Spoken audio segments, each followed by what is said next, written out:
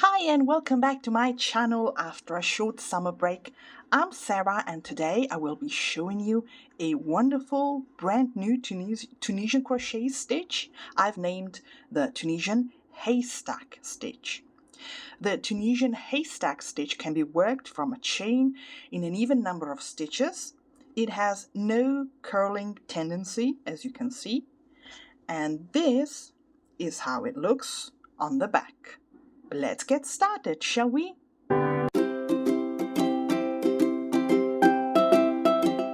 So here I have started as usual from a standard foundation row. This is of 12 stitches and this counts for me as row number 1. In row number 2 we will begin with the stitch pattern right away. First loop on the hook already counts as stitch number 1. Next we will prepare for purling. This means we will bring the yarn to the front, wrap it around our hook for it to be more comfortable, and then we will go with the hook under the next 2 vertical bars together from right to left like this. Then we need to yarn over, so we bring the yarn to the back again, yarn over and pull through those 2 and drop a loop on the hook. Next we will insert the hook full-wise as if for a full stitch, for a Tunisian full stitch, here right after our purl stitch here, like so. Yarn over and pull through.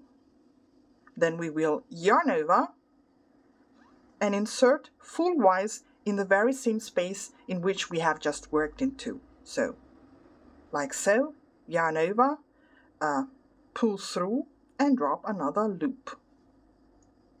So we have practically 1 stitch here, and this bunch of 3 is the next stitch, so to speak. And this is how we will proceed throughout the pattern.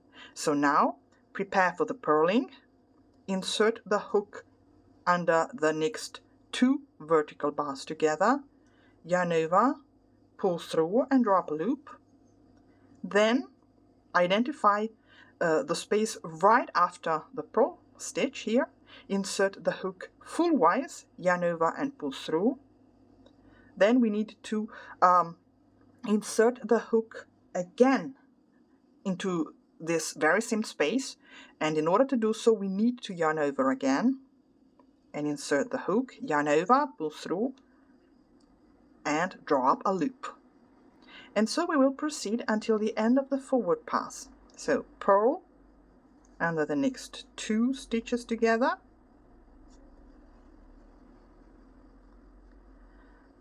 then full-wise 1 full stitch, yarn over, another full stitch, then prepare for the purling, insert the hook under the next 2 stitches and drop a loop. Then full stitch here, yarn over, full stitch, prepare for the next purling and drop a loop, and then we will make a final full stitch, yarn over, full stitch, and we will insert the hook here into this end stitch as if for a neat closing stitch, like so. Yarn over, pull through and drop 1 final loop on the hook. As you see, we have many more loops on the hook as the number we had at the beginning, but that's the pattern, the stitch pattern. And the return pass is not the standard one, but it is very simple. So we begin by yarning over and pulling through 1 loop only first. Then we will yarn over and pull through 4 loops together. That is to say, we need to pull through this beginning loop and the bunch of stitches, the bunch of vertical bars we had created with the full stitches, remember? yarn over and pull through 2 loops together, and now once again yarn over and pull through 4. So this is easy to remember, I believe. Yarn over and pull through 2, then we encounter the bunch of stitches, so we know already that we need to yarn over and pull through 4 loops together. So yarn over and pull through 2, yarn over and pull through 4, yarn over and pull through 2, pull through 4, 3 loops on the hook, yarn over and pull through 2, yarn over and pull through 2. Okay, and this is how we will proceed. I will show you in row number 3. We will repeat the same, but with a small variation. So prepare for the purling. Now you are going to insert the hook under all of these bars together. So under this single bar here and under the bunch of 3 here. Now yarn over and pull through all of them together and drop 1 single loop on the hook. Now here we will do what we have done before. So full stitch, yarn over and full stitch. Once again, prepare for the purling. Go through all of those stitches together, yarn over and pull through all of them. Now I have a little bit difficulty here just because I am using a rather bulky yarn, and probably my 7mm hook is not the best for this kind of yarn, but I liked the texture it produced. And so on. So full stitch, yarn over, full stitch, prepare for the purling, go through, don't forget the single one and the bunch of 3 vertical bars here.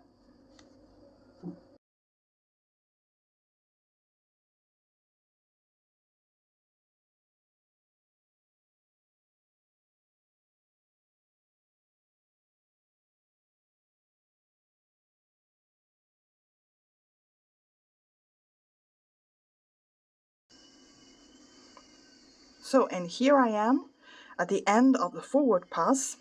Always finish with the series of full stitches. Here, yarn over, full stitch, and neat closing stitch here without yarning over. There you go. And the return pass, just like before, yarn over and pull through 1. This is just for the beginning. Then you begin with yarn over and pull through 4,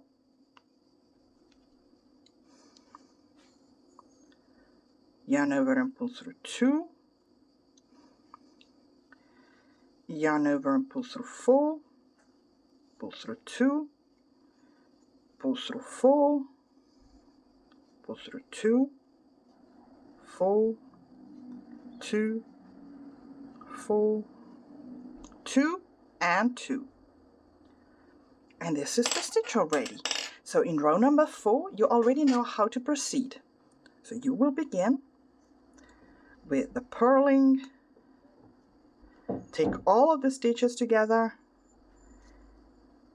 and make just 1 loop from them, then the series of full stitches in the next space, and so on and so forth.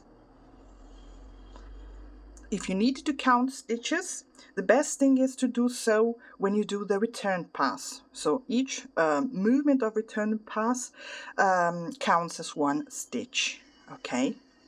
So here I have worked a further couple of rows so as to show you how pretty this stitch pattern is. This is really lovely when worked with a chunky yarn, just like I've done here. So I could imagine a wonderful beanie done with this stitch, or even a sweater or a cowl. So I really like this. As for how to close the work, I would say when you need to, I would proceed like this. Just like I usually do, I will use the stitches I've used throughout the pattern. So I would prepare for the purling, then go through my bunch of stitches, do my one stitch, and go through the beginning one. Then I would, let's try it like this. So full stitch, and full stitch, and go through it all. Then purl, go through them all, one stitch, and go through the bunch. Let's see, maybe I could just use one full stitch and go through, so that's it. Then I can go through with my bunch of stitches and work my purl stitch and go through the beginning loop on the hook. Once again, maybe just one full stitch. Then once again the purling through all of these stitches, one stitch and go through, then full stitch, then once again purl